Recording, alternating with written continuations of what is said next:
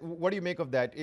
Israel has got nothing to do with this. Is that your assessment as well? And Joseph Kent spoke about a powerful lobby, quote unquote.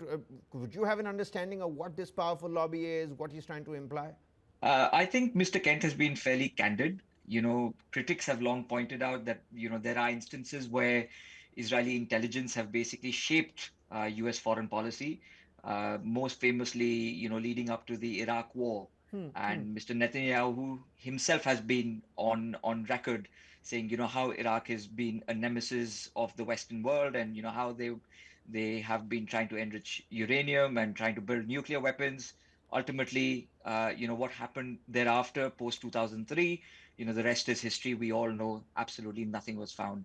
So we know for a fact that, there is a considerable amount of influence that the Israeli intelligence community has over United States foreign policy, and that cannot be denied. I mean, we can all sit here and argue about, the chicken came from the egg and the egg came Yeah. from the chicken. Mr. We get Iran to says absolutely that nowhere. Israel's got nothing to do with this. It's all the America's bidding, and they've drawn the red lines, and Israel dare not cross that red line ever.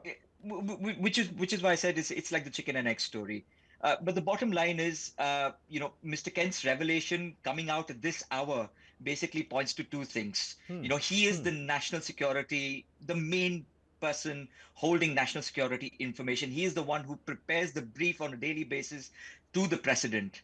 So the fact that, he has come up with such a revelation, and Trump now coming to damage control, saying that he's a nice man, but he was always weak. So if he was weak, why was he your national security advisor in the first place? Yeah. And that too for 8 months. That in itself has gaping holes. So it's just a ploy of damage control at the end of the day, nothing more than that.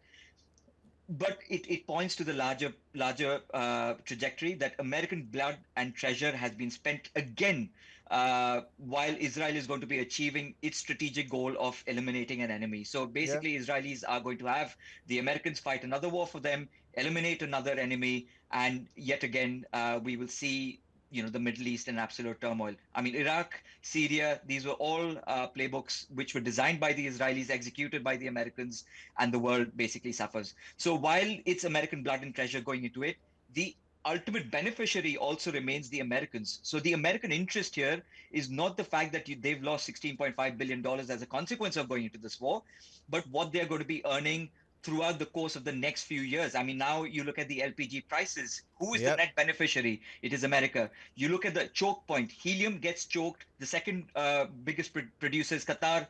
They're not being able to either supply to the Chinese or the Taiwanese. Who is the net beneficiary? It's the Americans. So they get to have leverage and control over the natural resources. And as a consequence, that is where they benefit.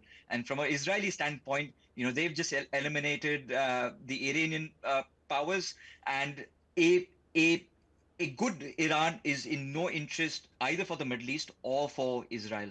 A crippled Iran is in the interest of all of these stakeholders. So everybody is in it to ensure that Iran can be crippled and completely paralyzed. Yeah. Kabir. A matrimony of convenience.